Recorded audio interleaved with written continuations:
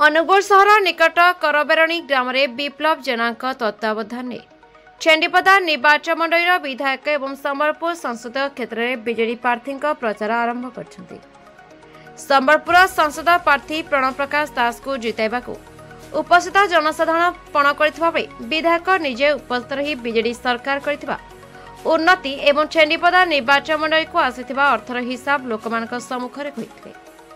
एसहित गत 10 वर्ष मध्य छेंडीपदा निर्वाचन मंडल को क्यों गोटे कार्य बीजेपी सरकार द्वारा होइछि प्रश्न करथिले।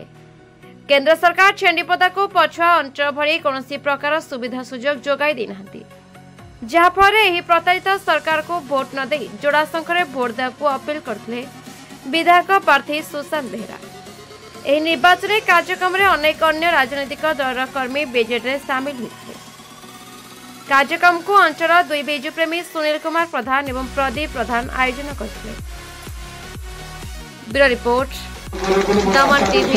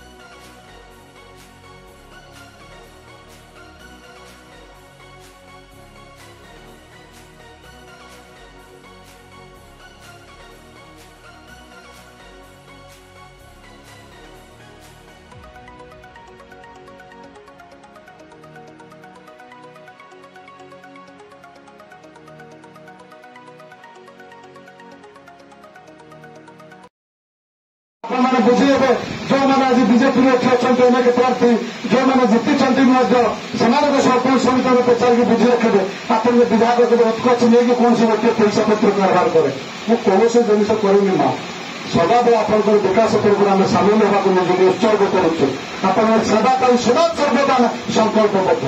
ये जो आगामी गणतंत्र आसूचे गणतंत्र महापर्व का 25 तारीख दिन आप सब्यस्त करेंगे मां ना गुरुजन समस्त दिन मनोरंजन करुच्छी आपण बुद्धि विवेक विचार कर सब्यस्त करेंगे। मुझे मत कथा भी निवेदन आवेदन कहूना मुझे केवल कहबी